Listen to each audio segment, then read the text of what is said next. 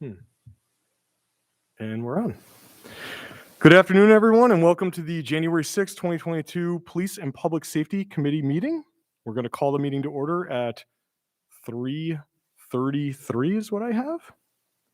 First, I'm going to begin by taking attendance. I have Councilwoman Brennan. I have no Supervisor Puccioni. I have myself, Deputy Chief Michael Stevens, Lieutenant Joseph Twitty. Michelle is not here. I have Deputy Town Attorney Finnan. I have Judge Stephen Swinton. There's no PA member. Sorry, I'm talking to myself. I don't see Chief Lingenfelter on yet, but he did say he was going to make it. I have Janet Wynn from the Comptroller's office. Seth Goldstein's in attendance. Chris O'Brien is doing this remotely. I don't know if she's logged in yet or not. And who else do we have? I have Miss Molly Anthony. Is that correct? Yes? Okay. I have Ian Munger. Detective Hisham Kafaga. I have Councilman Moskowitz, who's here attending. And am I missing anybody? I don't believe so. Okay, first order of business is the minutes of the November 30th, 2021 meeting. Do I have a motion to pass those minutes? I'll motion. Wayne motioned. Do I have a second? Deputy Chief Stevens. All those in favor signify by saying aye. Aye. Any opposed? No, and those minutes are going to pass. So getting right into operations, we're going to begin by having a presentation on some potential body-worn cameras for our officers that we've been discussing. We recently received a grant award letter. There is some more process that has to be done with that. However, as we proceed forward, we want to begin bringing ideas to the committee to be able to discuss the different various options and some of the recommendations by the folks that have done some hard work on this, including Detective Kafaga and our IT administrator, Seth Goldstein. So I'm going to turn the microphone over to Detective Kafaga to take it over from here. Thanks, Chief. Can you guys hear me? All right, so just real quick, for those of you that don't know me, I'm Hisham Kafaga. I've been with the police department for roughly 16 years. I spent a few years as a dispatcher early on, a large majority of my career in patrol, and these last year and a half as a detective. I do a lot of the technical work for the PD. I work closely with IT, Seth Goldstein, and over the last, I don't know, about 6 or 8 months, we've been testing a large number of different body cameras. Seth is going to help me with the presentation area, and he's going to hit next slide. Okay, so a couple things that we need to consider before we even start looking at what we tested and how they stack up. We need to understand some of the nomenclature. Cloud versus on-premises. This is important. A lot of people know, they think they know what a cloud is, or they talk about a cloud. They look up. It's ultimately where your computers are stored and where your hardware is stored. So if it's on premises, that means it's going to be here in the town hall with the rest of our server hardware. A cloud system has its advantages, but it has a lot of shortcomings. And what that means is it's somebody else's hardware, whether it be a server that Microsoft runs or the body camera company themselves run, or most often it's the body camera company through another company. There are some problems with cloud storage and cloud-based software. Mostly it's cost. And the reason people use cloud software is because it's a lot easier. You don't need people who really understand how servers work to run a cloud system. We don't have that problem. Our IT is great here. Together, me and Seth really both agree that on-premises is the option. One of the body cameras we looked at was basically only cloud, and we're going to touch on that later. A CMS system, or a content management system. This is an all-encompassing piece of software that doesn't just house your videos. It also has lots of other functions like case file management. A big one, which is going to be the future, is sharing with like the district attorney's office. This is huge when we talk about discovery rules, and now everybody needs a copy of everything, and they need it yesterday, right? So we have to be able to move this stuff quickly, and the current paradigm that we're working under is certainly not fast enough. And our current dashboard system is not a content management system. It's just video housing, right? So there's a derivating line there that we need to kind of look at and understand. And the software needs to work for us and allow us to use less manpower to get the same objectives complete. The on-camera tagging versus computer tagging, that's just what it sounds like. There are two ways to tag. And before we get into that, a tag would be, let's say I stop a car or an officer stops a car. When that officer's complete, they need to indicate that it was a traffic stop for a bunch of reasons, but most importantly for retention records. The state dictates how long we keep certain video. So if it's not tagged correctly, it may get either held on too long and now you're holding data longer than you need to and you're paying for it, or the worst circumstance is you get rid of it too early and now the state is upset with us because we haven't followed the rules that we're supposed to follow. So there are two main systems that will tag video. One is right on the camera.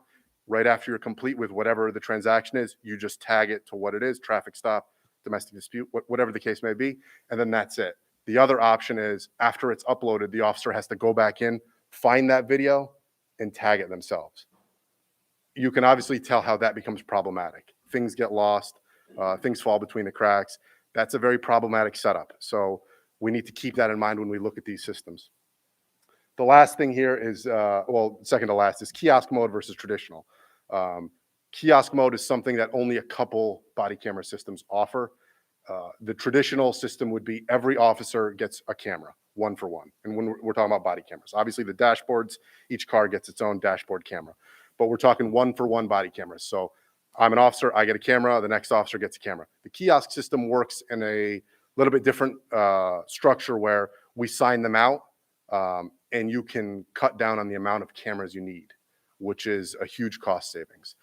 There aren't a lot of companies that do that, but the companies that do, one of them in particular does a very good job at it, and I think that it's a good fit for us. So that's why it's worth mentioning. I have here Axon. They're the gold standard in body cameras. Everybody knows Axon. We did not test Axon for a couple reasons. Number one, they wouldn't return my calls. They wouldn't return Seth's calls. We sent them emails. They are a massive company, and I don't know that our 20 to 25 body cameras are a blip on the radar for them. I'm not sure. You know, I've gotten good feedback from other agencies about them, but I couldn't get anybody on the phone, and I couldn't get them to return an email. That's number one. And number two, they only work on cloud-based systems. And the reason that is because there's a ton of money in cloud-based systems. And once you're bought into a cloud-based system, they own your data. It's much like the medical field where once a hospital buys into software that's cloud-based, when they want to move away, well, there's all these fees to offload your data. And then it becomes very expensive, so expensive that you can't move away from them. Axon only operates under that paradigm.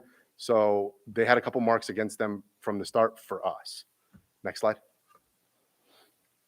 So Digital Alley was the first company that we tested. And truthfully, we tested them because we already have their dash cameras. Their dash cameras are problematic for us.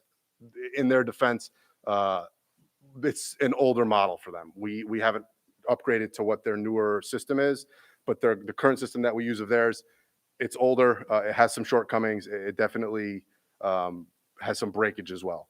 So as far as pros go, we already have the dash cams, so that would be some kind of cost savings. But because they're outdated, it's not a huge cost savings because we probably would have to update them with the dashboards. All of these companies we looked at as a whole system. So it would be dash cams as well as body cameras. You want those to match so that they use the same system to input video and to offload video and to share video and all that.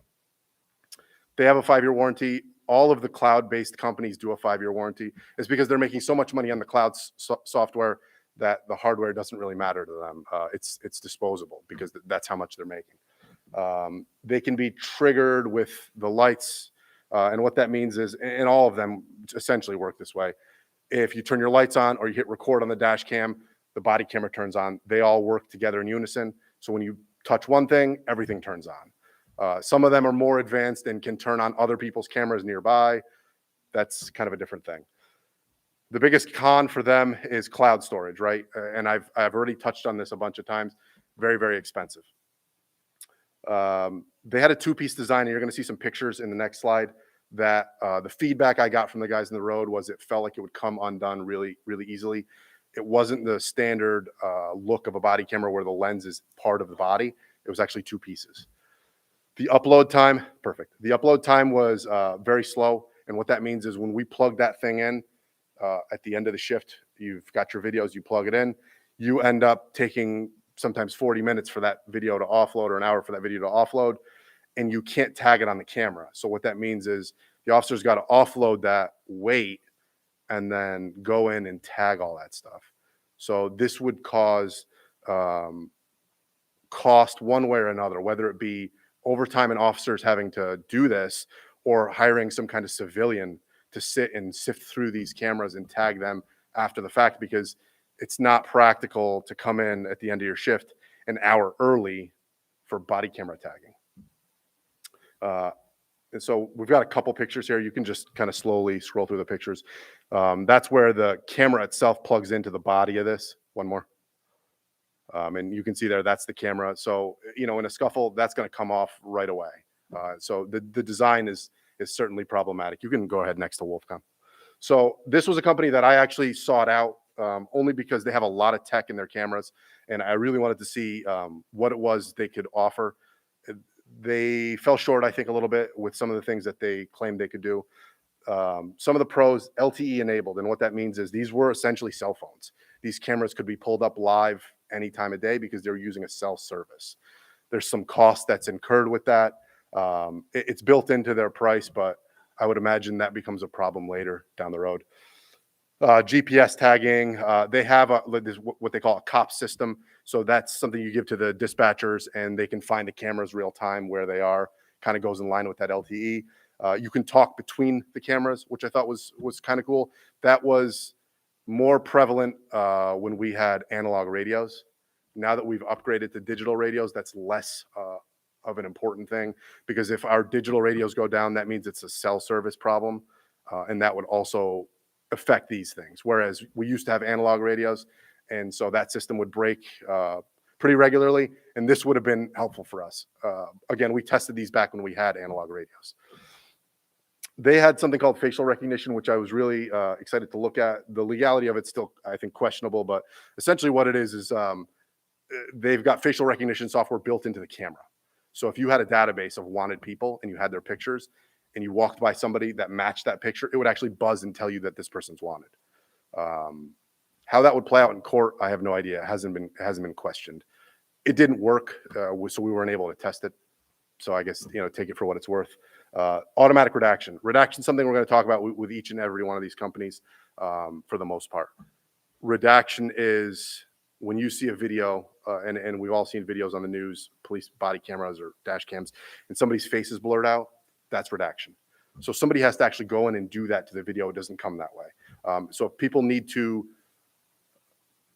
blur their faces, or the department needs to blur their faces, what they've got to do is do it one of two ways. There's this automatic redaction, which is kind of a new idea, but the traditional way is to take a square box that blurs a section of the screen and follow it frame by frame. So you can imagine with a 2-hour video or an hour-and-a-half video, that's going to take quite a bit of time. Again, this is going to cost manpower one way or another, whether it be officers or civilians or however we do it. That's going to cost us man hours. Automatic redaction is just what you think it would be. It will pull up a video, you put it into the program, you tell it, I want to remove this face, and it will go through and process the video for you. Their automatic redaction was not functioning at the time that we tested, so we were not able to test it. The feedback I got from the patrol officers on the road, it was a very technical camera to use. It had a lot of buttons. Guys were confused by it. They couldn't quite use it comfortably. And you'll see in the pictures ahead.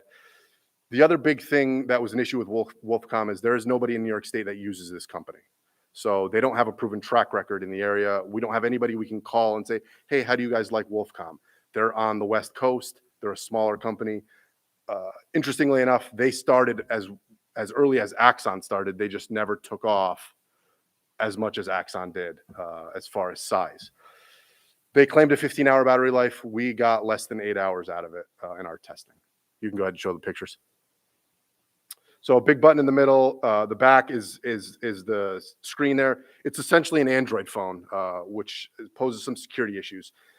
And 3 or 4 buttons on each side, and then a couple buttons on the top. It is certainly more difficult to traverse this camera than any other one. And that was the underlying impression I got from the guys in the road, guys and gals. Panasonic, this was one of our front runners. And you see the Pro at the top there. Schenectady Police uses them. They've got a proven track record with Schenectady Police.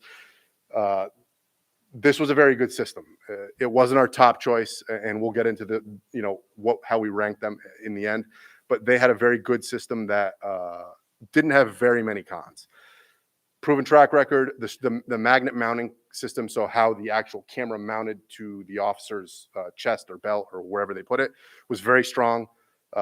Easy to use 2-button system, so not too confusing like the last one. Can be triggered with everything, just like all of them in the car. Couple cons that we ran into with Panasonic. Their evidence management system, or the CMS, like we talked about earlier, was a little bit cumbersome to use. Didn't have exactly the features that we wanted, but wasn't bad by any means. Standard redaction was all they had at the time that we tested them. They claimed they were working on it, but all of the companies that we tested that didn't have automatic redaction said that they were working on it, but nobody had anything to produce for us to try, other than one company. So what that means, standard redaction, you're holding that box over a face and going through the entire hour of the video or whatever it is and blurring out as many things as you need to blur out. So we're talking about manpower. The video tagging can be done on the camera, which was a huge plus. I got some feedback from the guys and gals on the road, and it was a little bit difficult to tag. That was the feedback that I got. But it was doable for sure. Probably something where with time would get easier. We got roughly 9 hours out of the battery, which is good. It's more than a shift, but there were some other companies that had higher battery life. You can go ahead and show the photos. This looks like your more traditional body camera, very rugged. It felt like it could really take a lot of abuse and not be broken.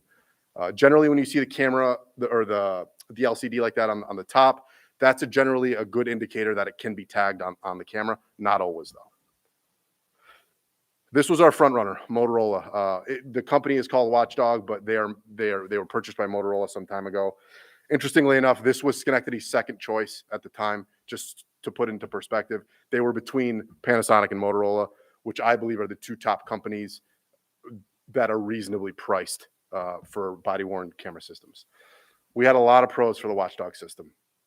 The content management system was very user-friendly, very easy to traverse, had a lot of good features, and was really simple to use. And we tested some of the export functions and some of the share link functions, which is what we really need that system for discovery.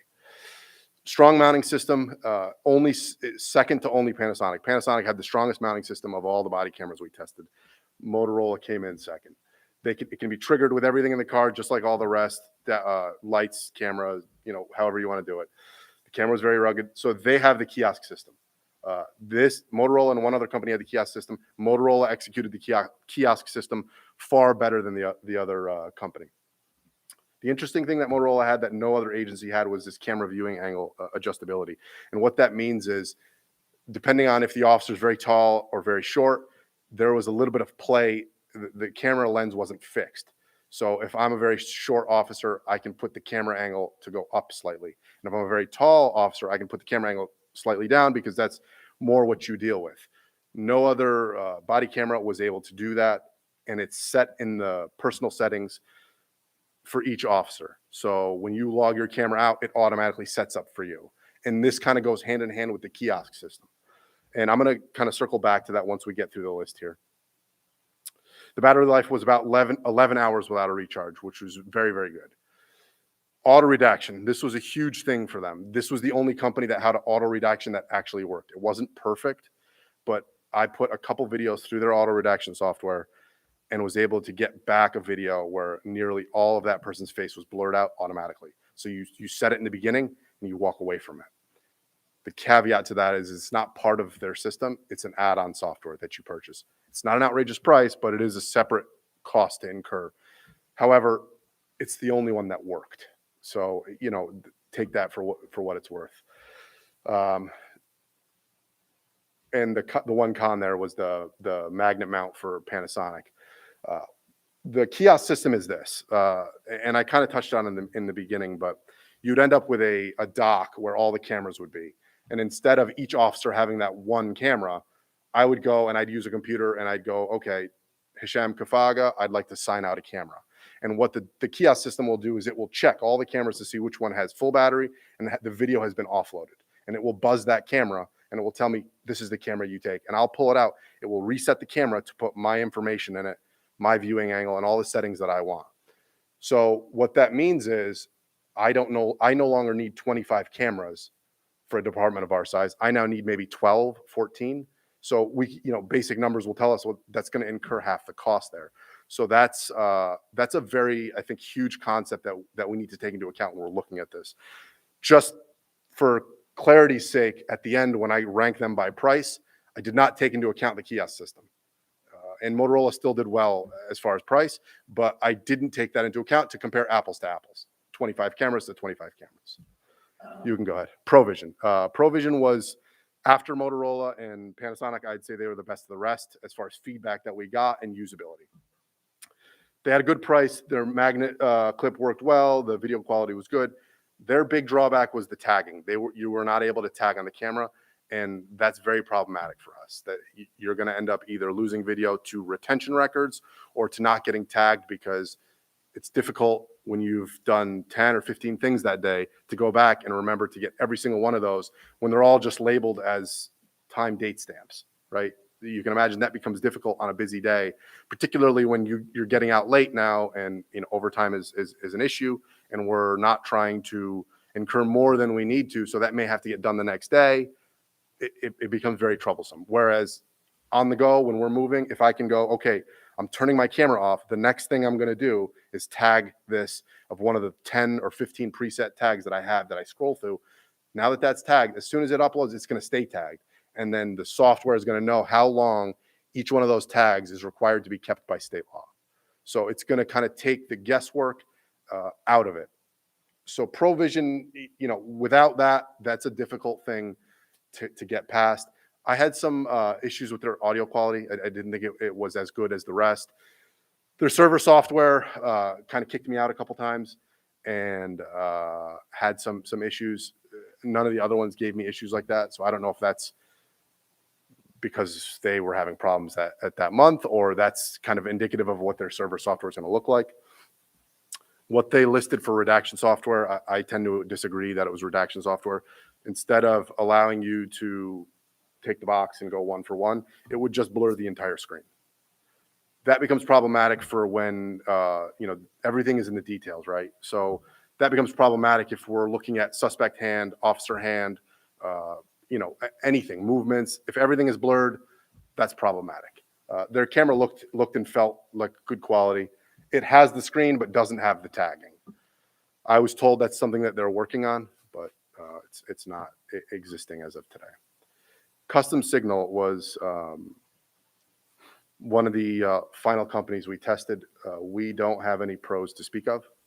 The cons, the battery didn't last nearly an 8-hour shift at all. Very difficult to use. The server software was not their own. It was kind of an amalgamation of other free and open source software that they kind of put together to make what they called Eyewitness, I think was the name of it. Didn't work very well. We had a lot of issues. The tag, and the other thing here that I keep harping on, you had to do the tagging on the computer. So couple tagging on the computer with difficult to use server software, and that spells a recipe for disaster. You can kind of tell in the build quality the difference there.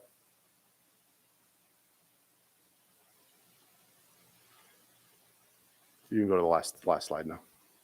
So these are the choices from top to bottom as far as feedback. from the officers on the road, and myself included. I kind of followed. I tended to agree with the use case for the officers as well as the use case for the server. I was the only one that tested the server software really thoroughly, but they stacked up exactly the same. Motorola was by far and above the best product as far as camera quality, customer service, server software was the best across the board. Panasonic was very good. They have an excellent product. The kiosk system, I think, is a huge derivating line between the two, and the price is staggering between those two once you factor in the kiosk mode. Provision was just back one more. Provision was, like I said, the next one down, and then Wolfcom, Digital Ally, and Kustom Signal came in at last. Go ahead.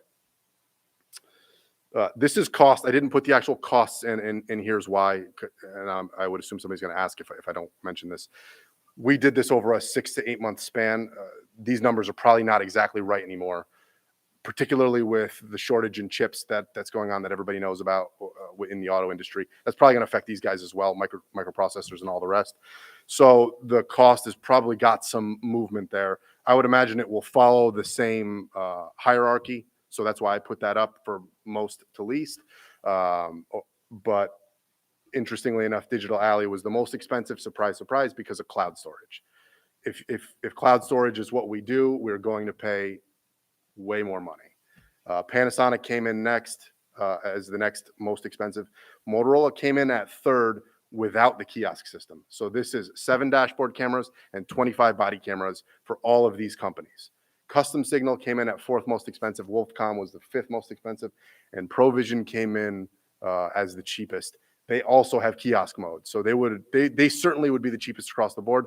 They have those issues that I don't think can be overcome. We really need a system that can be tagged out in the field, because I think it's going to become too problematic to tag things after the fact. Other considerations, and this is something that I spoke with Seth about, the server hardware cost. This doesn't include that, and that, we've got some estimates in our minds. That's going to be a reasonable size of money for the server costs and the dash cam installations. So each car is going to have to get upfitted with new mirrors and screens, or however that company does the dashboard systems. That's all I've got. I tried to condense this. It's a lot of information. I tried to condense it into as short and concise of a report as I could.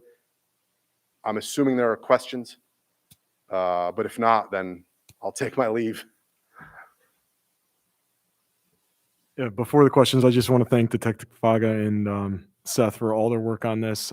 This, again, was started, almost 8 months ago, and there's a lot of moving pieces to this that are still continuing to move, and we're evaluating things kind of real time as we go. I don't have any questions. I don't know if anybody else has any questions specific to this. I'm sorry, just wondering, next steps, are you able to price out the kiosk system? Yes. So boy, that's real close. Huh? So I got a more up-to-date one from Motorola, particularly because the original price point that they gave us was 25 cameras. Right. So recently I reached out to them within the last month, and I got a kiosk mode price that was very reasonable. Nice. So then pricing wise, it would be you and Seth needing to go forward with. I'm sorry, say that again? Pricing wise, another step would be you and Seth talking about how much it costs to get the tech. The how server much the hardware dash stuff. cams We've are. got a pretty good idea, but Okay. I don't want to speak out of turn. That's Seth's realm.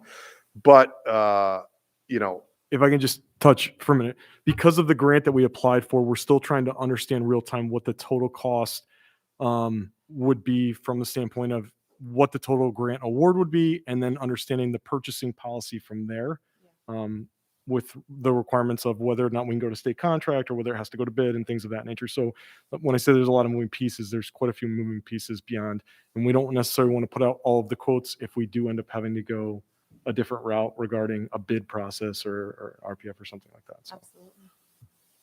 Thank you for your time. This was Thank you 6 for- to 8 months of a lot of work. thank you for having me. I really appreciate it. I just have one quick question. Oh, sure. Chief, do you know, regarding the grant that the town is going to be awarded, Do you know if that grant covers the server costs and hardware, or is it just specifically for the cameras? So I'm going to be completely and totally transparent on this one. I was not a part of the grant process in any way, shape, or form. I have reached out to our grant coordinator, Sue Lombardi, today to get up to speed on that, to make sure I understand all the inner workings of it. Okay. And I'm sure that I can speak more to that at the next meeting, specific to that. So Jason, I can kind of comment because I helped provide the numbers for the grant. The grant, I believe, does include the body cameras, the storage, so that would be the server, some of the software, like it wouldn't cover the redaction software. It did not cover the dash cams. It was only for, so like, if let's say Motorola was somewhere between 60, 70,000, something like that without the server, only 30 of that would be covered by that grant. Okay. So, okay. Thank you. yeah, the one thing I do know is it's certainly not going to cover the totality of the cost. So We did apply for other grants too, because I was in the process and involved in the process of trying to give numbers for those grants. So there may be other grants that may be coming back that will help contribute to it. But that's a question for Sue and the comptroller's office. So, thank you guys for all your hard work. Thank We you. really appreciate it. appreciate it. Okay. Moving right along, the Police Reform Implementation Task Force meeting was held on December 15th, 2021. And the next meeting, I have to make a change to the agenda because we actually changed the date to right after this meeting, the 6th of January at 5:30 p.m. So that will be tonight. Fleet and equipment, 601 and 602 patrol vehicles. The replacement vehicles are still in the process of being outfitted to be put into service. Again, there are some backlog regarding the necessary equipment to be able to do those things. There's also a backlog on the vehicles because everybody seemed to get their vehicles from all the departments at the same time. So we will be updating the committee as we move forward with that process.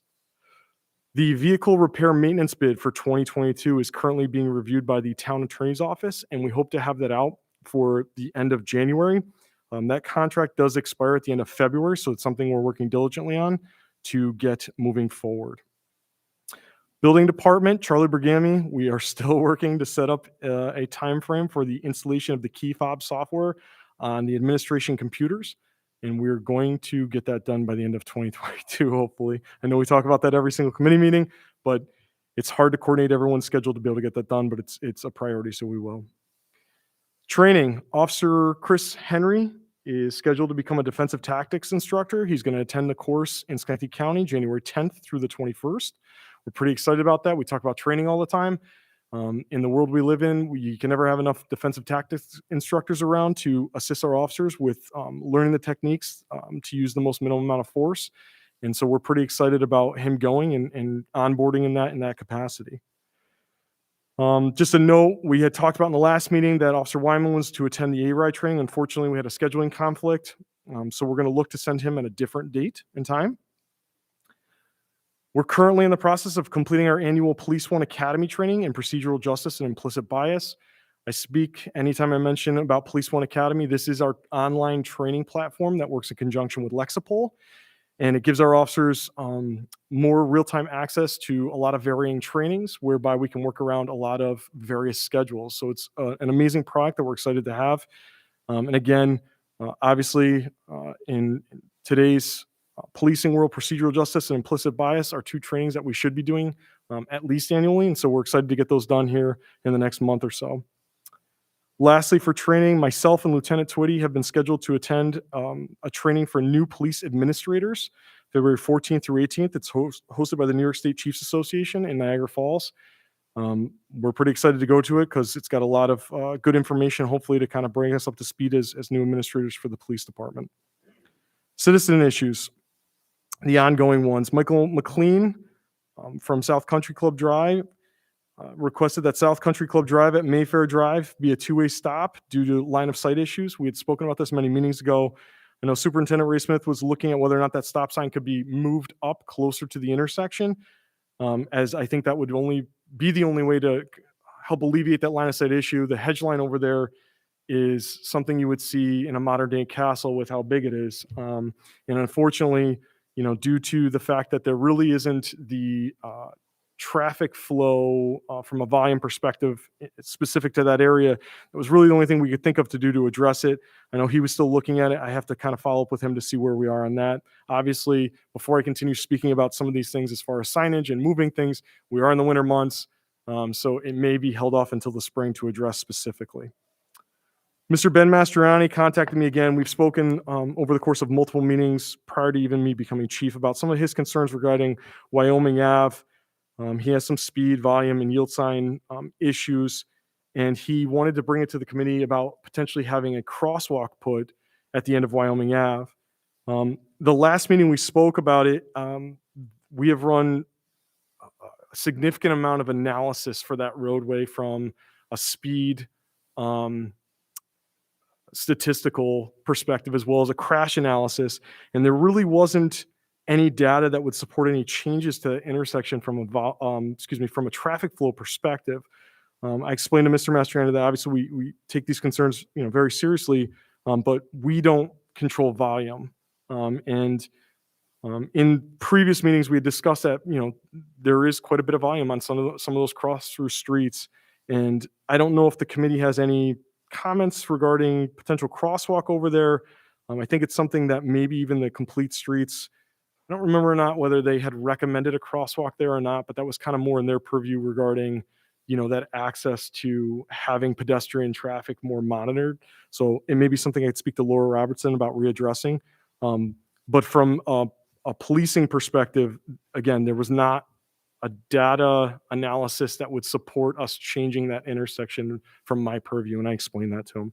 So Story Ave, we've been working with the residents over there. Currently, there is a scheduled public hearing to speak about limiting commercial vehicles to this roadway. I know last night, anyone that was driving down Balltown Road at Story Ave saw there was a traffic issue due to a tractor trailer. Again, the residents over there have spoken with us extensively about this. It is scheduled for a public hearing to limit it to a 2-ton weight limit. Is that correct, Elaine? Yes. For just the block between Balltown Road and Van Antwerp Road, obviously that steep incline, that piece of the hill there, it's a very difficult navigating intersection for just an average vehicle, let alone a commercial vehicle. And that's something that I'm going to encourage you folks that have anything that they want to be heard about regarding that to come to that public hearing to speak to it. Also, in conjunction with Story Ave, I want to thank the Highway Department. One of the concerns of the residents over there that had, when we had initially spoken about some changes that we could make to that roadway to assist with some of their concerns, there was not a speed limit sign as you headed eastbound from Van Antwerp going up the hill to Balltown Road. And the Highway Department was kind enough to get over there in a timely fashion and put that up. I can't thank them enough for their assistance with that.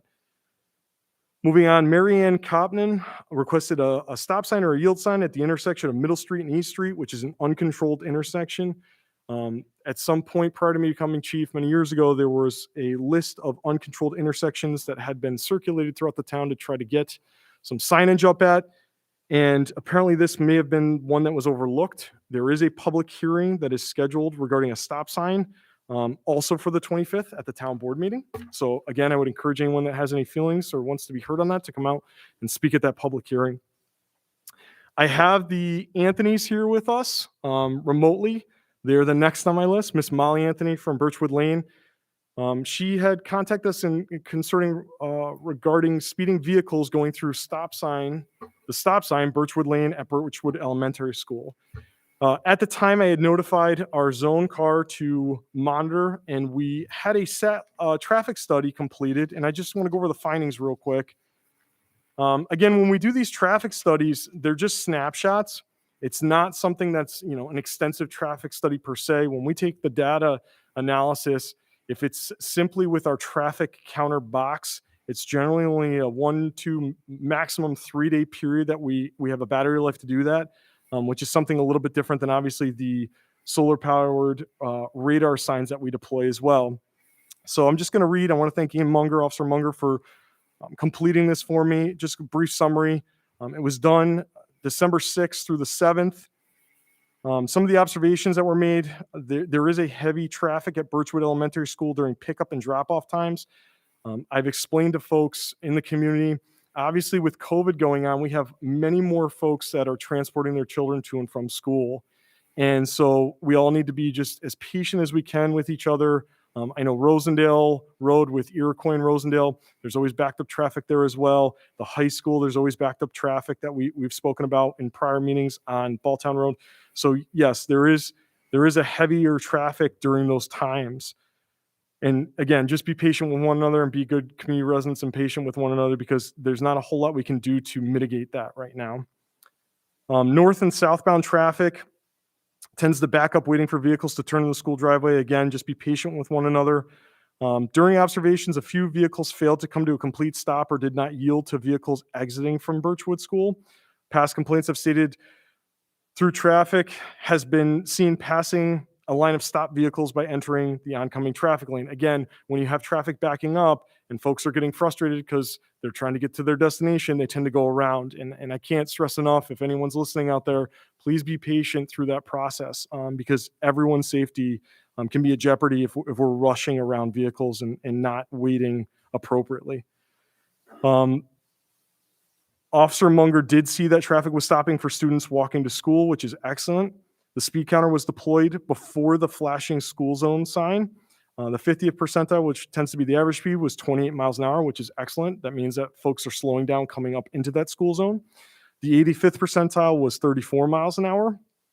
The accident summary that he created was in the last 10 years, there was one rear end accident at the school driveway intersection, and the primary cause was listed as snow/slippery pavement. So there is not a lot of crash data over in that specific area, which is excellent to identify.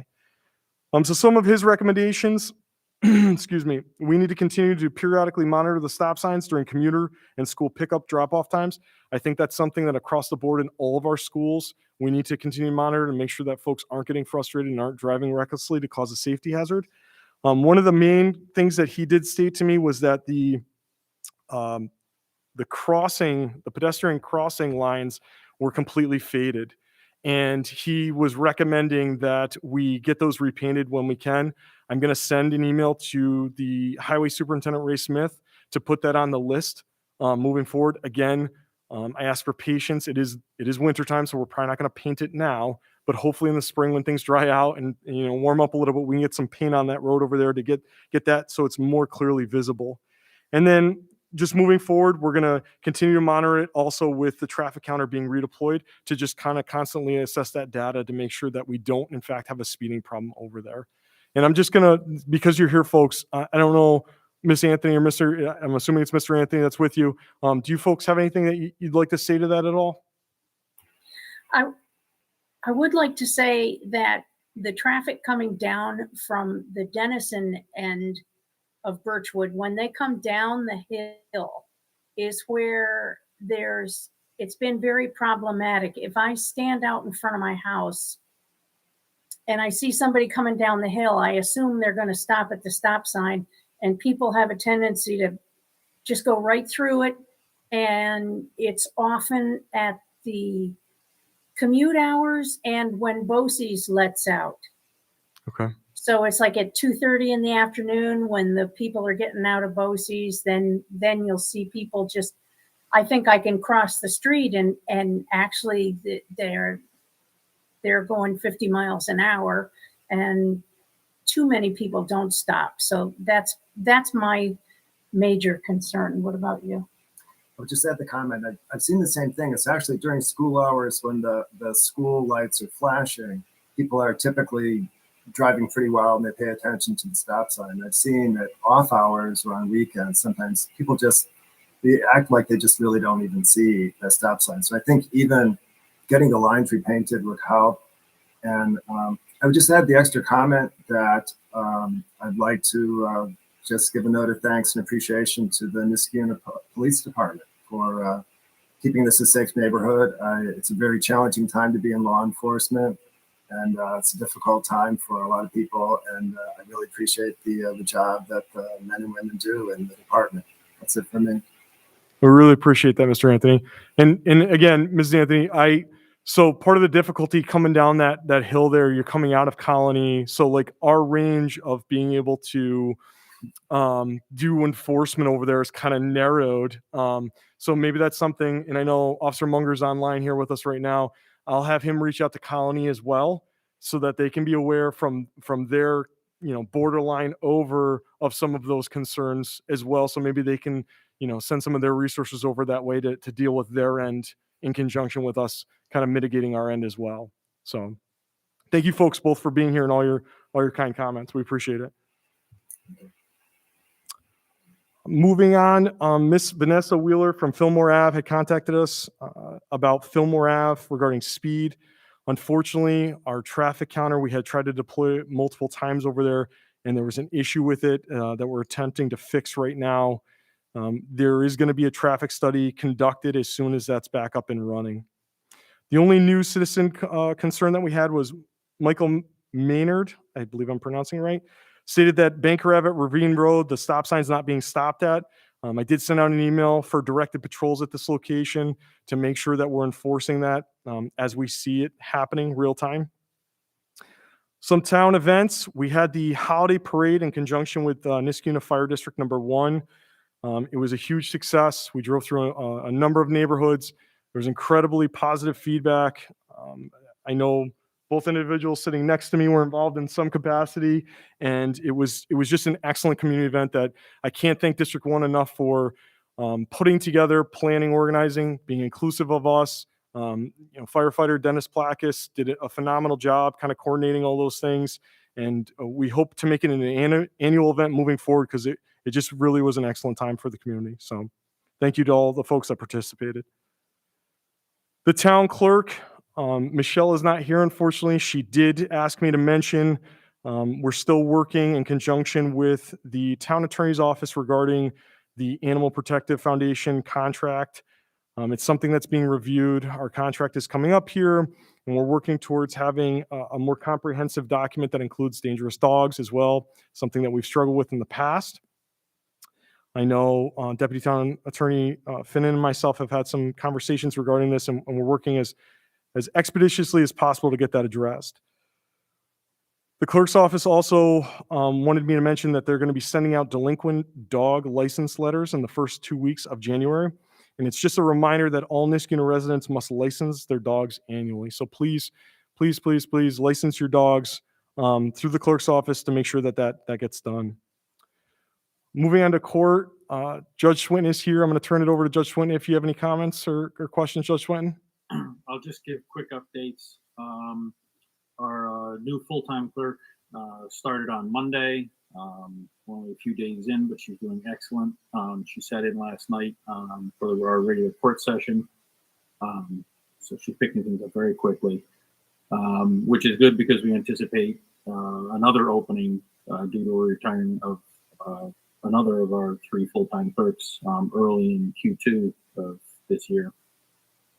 So we'll be going through the whole process again. We had to submit a COVID jury trial plan to the 4th Judicial District. It was approved, and actually I was supposed to have a jury trial starting this past Tuesday that we ended up not having because of the plea, but we have the plan in place. It's been approved. It does require us to use the town boardroom to hold the jury pool. So we're going to be asking, as we schedule more jury trials coming up, going to be asking the supervisor's office to reserve that for us, and we'll coordinate time so we don't step on anyone else. They're generally during the day, and we really only need it for jury selection. Once we have the jury impaneled, we won't need that room. And we're still waiting on the eviction wave to hit us. I know Judge Scagnelli, I think, has 20-some on for next Tuesday, and it's going to get significantly worse. So we're going to continue with the separate court night for civil matters. So we'll be going 2 nights a week instead of our usual one, probably, I would expect, through 2022. That's all. All right. Thank you, Judge. Excuse me. The fire departments, unfortunately, Chief Lingenfelter had texted me that he had to pick up an apparatus last minute today, so he was unable to attend. I don't know if there's anything specific to the fire departments that anybody has that we need to speak to. the school district as well. I know I spoke to the superintendent today. They are going to begin construction at the high school, I believe, in April. And one of the things she had requested today when I spoke to her was they're going to have some parking concerns, and they're looking for support through the town to possibly allow some students to park in our lot. So I don't know if that's something that maybe you want to speak to the town supervisor regarding helping facilitate or accommodate. Personnel. The town board passed a resolution to promote Jeff Relation to sergeant at the last meeting. Very excited about that. Jeff is being onboarded as a sergeant. We're excited to have him. Again, he's got over 20 years of service, whole lot of experience. He's a very positive contributor to our police department. We're really excited to have him in that capacity. So thank you to the town board for doing that. The NPD is currently processing potential recruit candidates for the most up-to-date police test. We do have a recruit that we have processed the entire way through, and we will be looking for support to send that recruit candidate to the January Zone 5 Academy class through a board resolution, hopefully here soon. I can't say enough good things. I'm not going to necessarily bring up the name, but we're very excited about the person we have potentially as a recruit candidate. Some of the ongoing things we have going on that we've talked about in the past several meetings, the closest car state police MOA is still ongoing. We're waiting for some correspondence through the town attorney's office and the state police just about some language issues so that we can close that one out. One of the things that we wanted to mention, I spoke with Councilwoman Brennan about, we do offer some services at the police department that not a lot of folks know about or remember because it's been a while since we've mentioned them. One of which is the Take Me Home Project. And the Take Me Home Project, for those of you that don't know, is anyone can fill out on behalf of a family member a registration form whereby we internally house a database regarding folks who may be vulnerable in our community and maybe need a little bit more assistance from the standpoint of, if they were to have some disabilities and they were to accidentally go missing outside of their house. And so I would encourage, we're working with Seth Goldstein to update the website, but there is a brochure. It doesn't have my name. It has former Chief McManus's name on it on the town website. I would encourage anyone to go who has any family members, friends, or community members that they're aware of that may fit those certain criteria to go explore that opportunity, that service through our website. You can contact my office directly if you have any questions or concerns, and we can get anybody set up with that program because it's an excellent program. Something new that we've discussed as kind of in conjunction with that, but a little bit different, and it's very infancy at this point. We're just bringing it to committee to discuss the concept and the idea is an evacuation/welfare check of functional needs persons 911 registry form. Albany County does this, whereby they, again, have a registry, and it can be anyone with, an elderly person, somebody that has any sort of special needs, and you can, on behalf of that person or in conjunction with that person, fill out a registry form. So in the event that there was some sort of severe weather or power outage or anything of out of the norm, whereby that person may need just a welfare check, we would have an internal mechanism in place with registry forms to understand what the nature of those needs necessarily would be. We could then have at a minimum a phone call to that individual and maybe some follow-up to make sure that they have the support from our police department or other services. I've been meaning to talk to Chief Lingenfelter regarding this to try to do it in conjunction with the fire department to make sure that we're taking care of our at-risk community members.